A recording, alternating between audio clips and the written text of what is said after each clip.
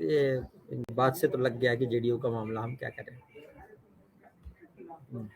नहीं, एक्चुअली प्रशांत भाई ठीक भी कह रहे हैं। अब जेडीयू का मामला वो जाने, और प्रशांत भाई क्यों ज्यादा कहेंगे। कांग्रेस पार्टी ने तो ये अत्याचार अनाचार सबसे ज्यादा किया है 50 साल में सत्ता में रहते हुए, तो वो काहे को बचड़े फंसे, क्योंकि अगर वो एक उंगली उठाएंगे तीन उनकी तरफ भी उठेंगी।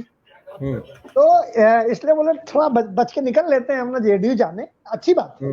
लेकिन आप समझिए कि हमारे गांव में एक कहावत है, सूप तो सूप बोले, चलनी का बोले, जेब में 72 छेद। नीतीश कुमार जी दल बदलू हैं, इतनी जल्दी मतलब बदल जाते हैं उनका मन। अभी कल मैं था आप ही के साथ, मैंने कहा था ना, सुबह चाय पीते बोले आज बीजेपी के साथ, शाम को खाना बोले आज जेडीयू के साथ, आरजेडी के साथ जाएंगे। तो ये तो इतनी इधर 10-12 सालों में इतने बार ये बदल गए हैं कि एक नया कीर्तिमान स्थापित किया है। और ऑनेस्ट होते हुए भी नीतीश कुमार जी बिल्कुल ऑनेस्ट हैं, लेकिन एक उनकी जो क्रेडिबिलिटी है बिहार में, वो क्रेडिबल नेता के रूप में नहीं है। आज कोई नहीं कह सकता कि नीतीश कुमार जी के जो वचन हैं वो उन पर भरोसा किया जाए। अब देखिए मणिपुर की बात, जो 5 विधायक गए, हमारे सीनियर जर्नलिस्ट चंदन जी ने बताया कारण क्या है। लेकिन आप समझिए, इसको मैं एक साधारण उदाहरण से जोड़ता हूं। लड़की जब तक शादी नहीं होती है तब तक बाप की होती है, शादी होने के बाद पति की होती है। इसको हम जोड़ते हैं विधायकों से। जो विधायक बीजेपी के थे मेंटेलिटी के, ठीक है, लेकिन थप्पा लगने के बाद, शादी होने के बाद वो जेडीयू के हैं। अगर उनको लगता है कि भाजपा में जाने से फायदा है, उनको इस्तीफा देना चाहिए और नए चुनाव का इंतजार करना चाहिए। नैतिकता ये कहती है। लेकिन भारतीय राजनीति और नैतिकता दोनों में कोई संबंध नहीं, दोनों विलोमानुपाती है। शादी और राजनीति में अंतर है? नहीं, कोई अंतर नहीं भूपेंद्र जी। अगर नैतिकता के आधार पर है तो शादी वाली बात फिट है, अगर वो अनैतिक है तो शादी के बाद भी अपनी एक्स्ट्रा मैरिटल अफेयर रखता है, क्या रोक लोगे आप? तो जो ये काम हुआ है that is extra marital affair. उनको कोई वो नहीं, एक्स्ट्रा मैरिटल अफेयर में भी हम मान लो अगर कोई व्यक्ति करता है तो थोड़ा सा गिल्ट होता है।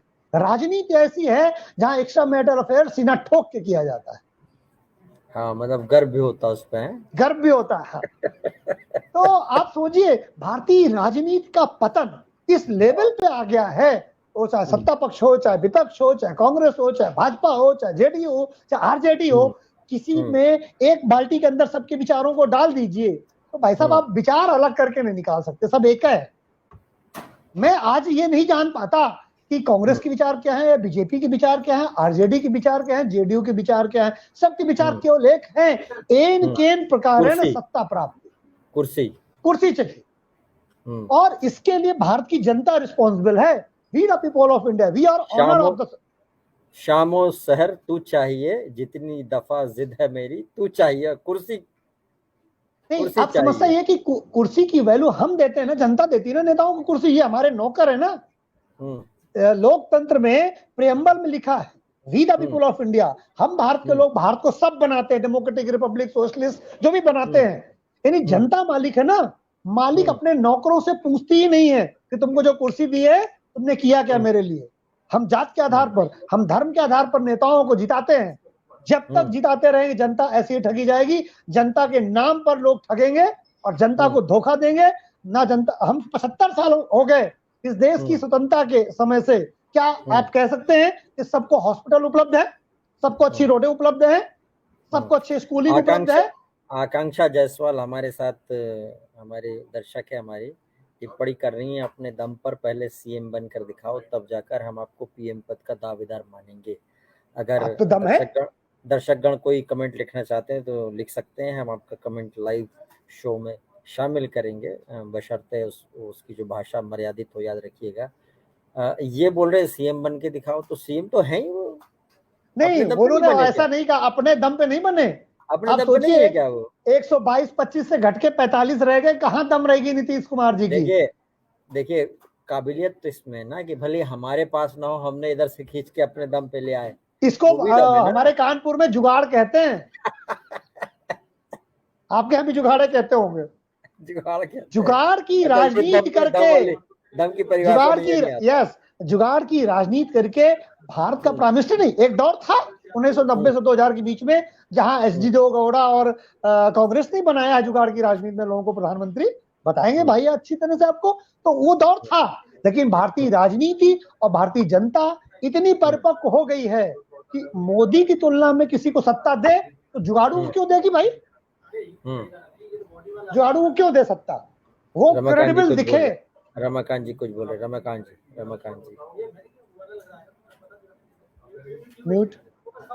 म्यूट है आपका, वो म्यूट है।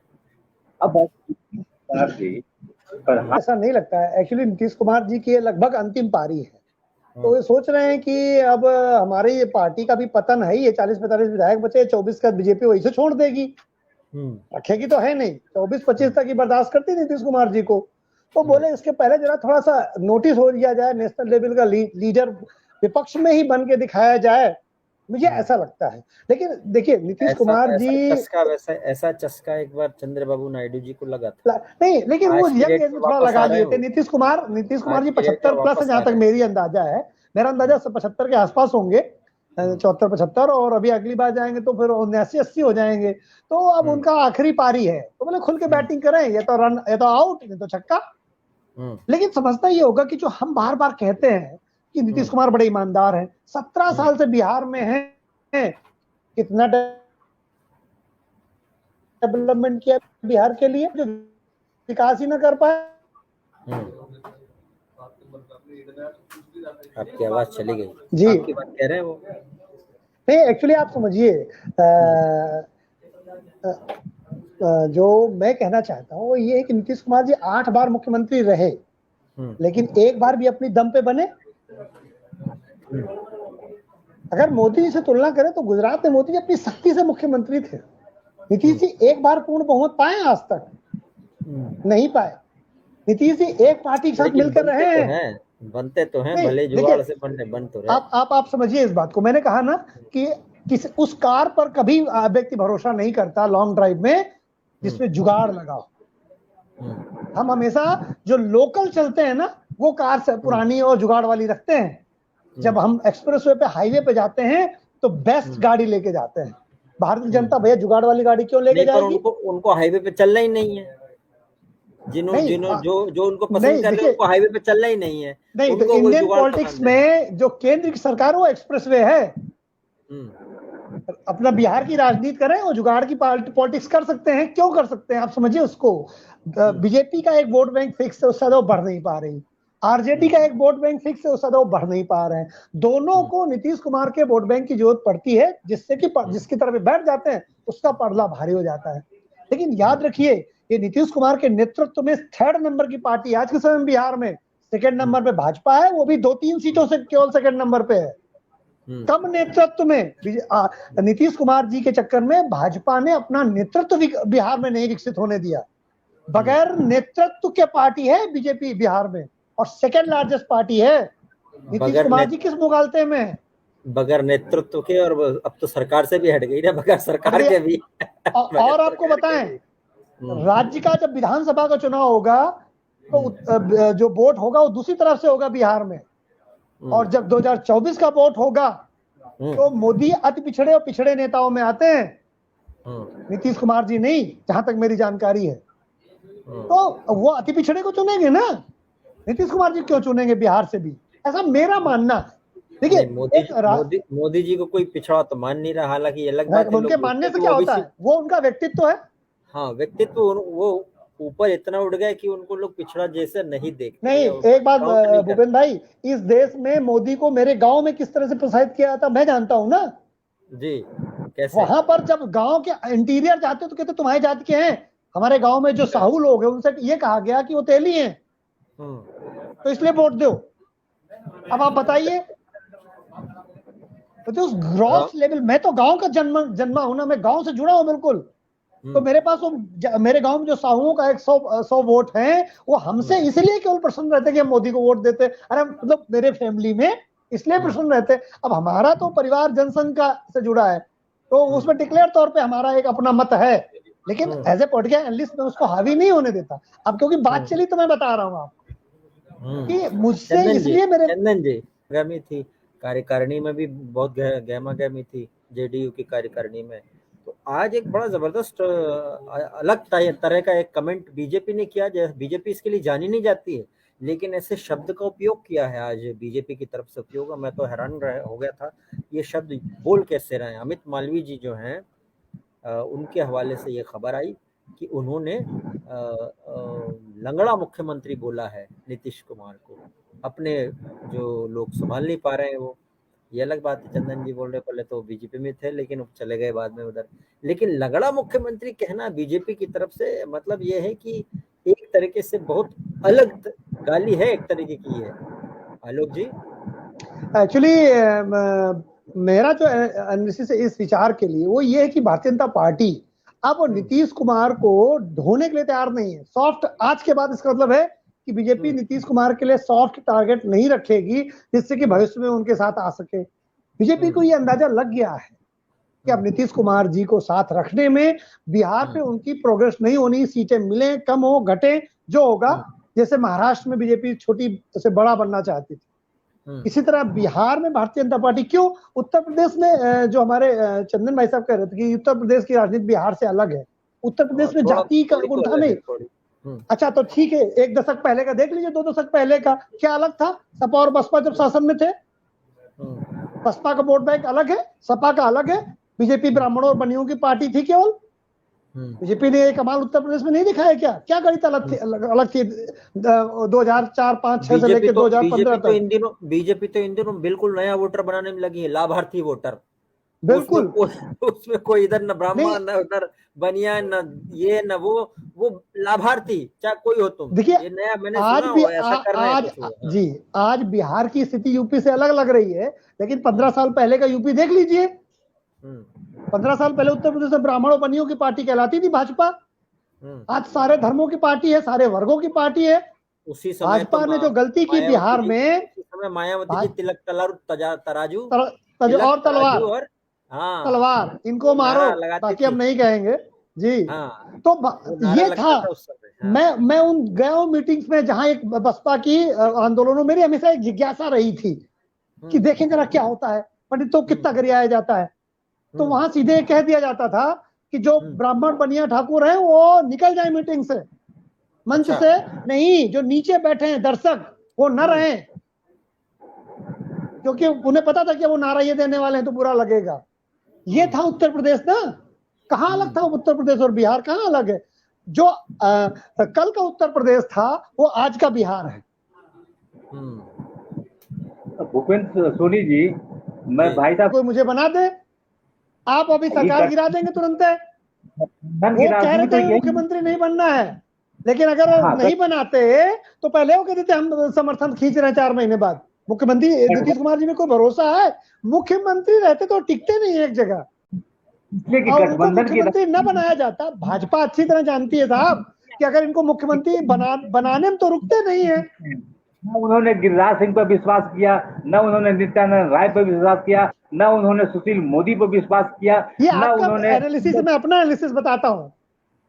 मैं अब अपना एनालिसिस बताता हूँ। इस नजरिए से भी देखिएगा, इस नजरिए से भी देखिएगा सर। मैं बताता हूँ आपको, मैं बताता हूँ ना। अगर मुझे मुख्यमंत्री नहीं बनना है, कोई माई का लाल मुझे नहीं बना सकता। मेरा कॉन्सेंस तो झूठ बोल रहे हैं। भाजपा ये अच्छी तरह जानते। मैं कह रहा हूँ, आप मैं बोल लूं फिर आप बोलिएगा। मंच से जो कहा जाता है वैसे भी नाटक ज्यादा होता है। राजनीति को मैं भी थोड़ा बहुत जानता हूँ। मंच से जो बातें कही जाती है कितनी सच होती है आप भी जानते हैं और मैं भी जानता हूँ। सामने कुछ पीछे कुछ। यस, तो अंदर जो था, आप सोचिए, जो व्यक्ति मुख्यमंत्री का पद, सर मैं बोल लूं फिर आप बोल लीजिए। नहीं, या तो आप बोल लीजिए तो मैं बोल लूं। तो आप ये दीजिए कि भाजपा मुख्यमंत्री क्यों नहीं। मैं बता रहा हूँ ना, बताइए आप। मैं बता रहा हूँ, वही तो मैं उतनी देर से बता रहा हूँ, आप सुन नहीं रहे हैं। भाजपा ये जानती है 2 बातें। मैंने अभी थोड़ी देर पहले भी कहा था, भारतीय जनता पार्टी ने नीतीश कुमार पर इतना भरोसा किया अटल बिहारी वाजपेयी के समय से कि उसने कहा कि बिहार नीतीश जी संभालेंगे, हम कोई बड़ा कैडर नहीं खड़ा करेंगे नीतीश जी के अगेंस्ट। तो ना नीतीश ने भाजपा में इतना बड़ा कैडर खड़ा होने दिया और ना भाजपा ने खड़ा किया। इतना भरोसा करती थी अटल बिहारी वाजपेयी से लेकर आज तक भारतीय जनता पार्टी। पहला।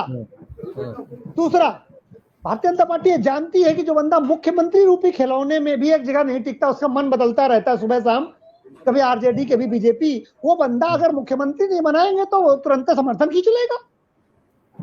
तो ये दो, आप समझिए उस बात को कि नीतीश कुमार मुख्यमंत्री रहते हुए तो रोज मन बदलते हैं। वो एक ऐसी स्त्री के रूप में है जो एक जगह रुकते ही नहीं, एक व्यक्ति से उनका मन स्थिर नहीं रहता, डावाडोल रहता है, कभी प्रेमी कभी प्रेमिका पति।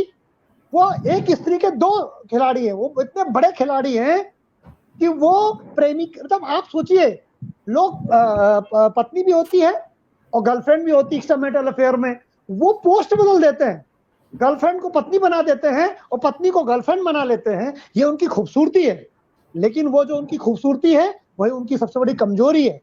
आज की डेट में नीतीश कुमार जी भारत के सबसे ऐसे नेता हैं जिन पे कोई भरोसा नहीं करता, क्रेडिबिलिटी उनकी शून्य है। तभी उनका नाम पलटू राम रखा था। पलटू राम लालू यादव ने कहा था, कोई और किसी ने नहीं कहा था। लेकिन नहीं, अब अगर क्यों ऐसा हो रहा है, अब आप मान लीजिए अगर क्यों हो रहा है वही बता दूं। चंदन जी से बात ले। मैटर जो है उत्तर प्रदेश में है, बिहार में ऐसी स्थिति नहीं है। भगवान राम तो हर जिले और हर कण में है, और भगवान राम का तो अयोध्या से और मतलब बिहार से बहुत नाता अच्छा है, तो इसलिए पहला। लेकिन अब आते हैं बीजेपी पर। आप जानिए कि जो भगवान राम की वजह से बीजेपी 1992 में आई थी, फिर आपको नारा याद होगा सपा और बसपा का, जब मिले थे कि मिले मुलायम और जय श्री राम, हवा में उड़ गए जय श्री राम। हाँ, मिले मुलायम काशी राम, हवा में उड़ गए जय श्री राम। तो वो राम लहर खत्म हो गई, उस तरह का नहीं है वो वोट उत्तर प्रदेश में भी। बीजेपी अपने दूसरे कारणों से, अपनी शक्ति से, अपने संगठन से, अपने श्रम से आगे बढ़ रही। अब देखिए योगी आदित्यनाथ जो 5 साल में यूपी में कमा, यूपी कौन सा बहुत बड़ा रिच राज्य था, बिहार से क्या अच्छी स्थिति थी यूपी की, कुछ 19-20 यूपी बिहार एक साथ जोड़े जाते थे। लेकिन 5 साल में जो योगी, उसमें भी 2.5 साल 2 साल कोरोना के हैं, तो जो एक व्यक्ति को 17 साल मिले मुख्यमंत्री रहते हुए, जिसमें केंद्र में वो मिनिस्टर रहा, 17 साल तक मुख्यमंत्री रहे, और एक बंदा 5 साल मुख्यमंत्री रहा, और बिहार से ज्यादा गति उत्तर प्रदेश की इकोनॉमिक अच्छी हो गई। 6 लाख करोड़ से ज्यादा का बजट है इस बार उनका। तो आप समझिए नीतीश कुमार जी अपने आप को 17 साल के मुख्यमंत्री रहते हुए वो दारू बंद करा देना और ये छोटे मोटे काम करा देना, इससे आप जो है विकास पुरुष नहीं होंगे। आप सुशासन बाबू हो सकते हैं, लेकिन क्या विकास पुरुष हैं? नहीं है, कतई नहीं है। आपने बिहार को उस तरह से गति नहीं दी, जो 17 साल का समय बहुत बड़ा समय होता है। और योगी आदित्यनाथ बिहार यूपी में जो करके दिखा रहे हैं 5 साल में, कम से कम जो छवि के रूप में भी है और दिख भी रहा है, वो बिहार में 17 सालों में नहीं दिखा। आप 3 गुना ज्यादा समय ले लें, आपकी कंडीशन कम अच्छी थी तो भैया आपकी ड्यूटी थी कि आप केंद्र से अच्छे संबंध क्यों नहीं रखा आपने बिहार के विकास के लिए? बिहार की जनता ने मना किया था क्या कि केंद्र की सरकार से संबंध आप खराब रखो? ऐसे ही सवाल मुख्यमंत्री आप हैं, दिल्ली में पूछे जा रहे हैं कि भाई स्कूल नए क्यों नहीं बनाए, आखिर क्यों आपने केंद्र से टकराव, बस क्यों लिया टकराव, क्यों लिया? यस, क्यों किया? नए काम क्यों नहीं किए? केंद्र के साथ मिलकर अपनी अलग एक रास्ता, दोनों की अहम की लड़ाई हो गई। और मुख्यतः अहम जो है, देखिए नहीं तो जनता, भूपेंद्र भाई, जनता अहम के लिए आपको मुख्यमंत्री नहीं बनाती। हाँ, जनता तो सुविधा आप चाहती मुख्यमंत्री हाँ, आप विकास के लिए, आप लॉ एंड ऑर्डर के लिए, आप सड़कों के लिए, आप हॉस्पिटल के लिए गए, या तुम भारत के प्रधानमंत्री से लड़ने के लिए तुमको बनाया है मुख्यमंत्री? आपका अपना ईगो है, ईगो अलग रखिए और देश के लिए काम करिए। नहीं करेंगे, जनता आपको सत्ता से बाहर फेंक देगी उठा करके। मोनिका पांडे जी कह रही हैं बीजेपी को हराने के लिए बीजेपी से अधिक श्रम करना पड़ेगा, तभी कोई विपक्षी दल उभर कर आएगा। और वो अधिक श्रम तो कर रहे हैं, लेकिन दूसरी दिशा है उनकी इकट्ठा होने में, या फिर कोई बीजेपी से ज्यादा श्रम नहीं कर रहे हैं साहब। ये लोग मीडिया में थोड़ी बहुत चर्चा नहीं करते, श्रम दिशा बीजेपी जितना श्रम करती है उतना श्रम का दशांश विपक्ष श्रम नहीं करता। 10%। मैं कुछ और बोल रहा हूँ, ये लोग दूसरी दिशा में श्रम कर रहे हैं, श्रम की दिशा वो है ही नहीं। बिल्कुल सही कह रहा है, बिल्कुल सही कह रहे हैं। सुभाष सिंह जी का कमेंट आया, नीतीश जी हो या तेजस्वी जी या बीजेपी हो, आज तक बिहार के किसी गांव शहर में 24 घंटा बिजली नहीं आता है। ये बात बहुत बड़ी लिख रहे हैं। देखिए, मिडिल क्लास गरीब, इनको क्या चाहिए? बड़े लोग उसको मतलब नहीं, उनके पास तो मतलब आप सोचिए कि 500 रुपए की टिकट का हम लोग फिल्म देखने जाते हैं, तो जब सुनते हैं कि 500 रुपया का टिकट हो गया तो आदमी सोचता छोड़ तो 6 महीने बाद देखेंगे हम। वो लोग देख लेते हैं तुरंत, उनको टिकट देखने की जाने की भी जरूरत नहीं। वो लोग तरह तरह के उनके घर अमेजोन भी लगा हुआ है, उनके घर नेटफ्लिक्स भी लगा हुआ है, उनके घर फलाना ठिकाना जी स्टार भी लगा हुआ है, और वो जितने भी पैक हैं सब पैक लगे हुए हैं। तो सारे के पैसे लगते हैं, वो सब अफोर्ड कर सकते हैं, लेकिन एक जो लोअर मिडिल क्लास होता है ना, वो नहीं कर पाता है, गरीब नहीं कर पाता। इसको बात सही बोली आपने। गांव में आकर देखे, कोई हर घर का कोई ना कोई पंजाब, दिल्ली, असम, कोलकाता, मुंबई में काम ना कर रहा हो। बात तो सही है वैसे।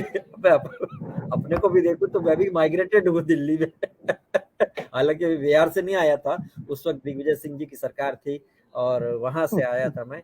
जेपी जी कह रहे हैं कि सर ये भी पूछा जाए कि गरीबी और गरीबों के लिए लड़ते हुए कब ये लोग अरबपति हो जाते हैं, पता ही नहीं चलता। Rightly pointed out by Amitabh Agnihotri ji, बात सही बोल रहे हैं, गरीब लोगों के लिए लड़ते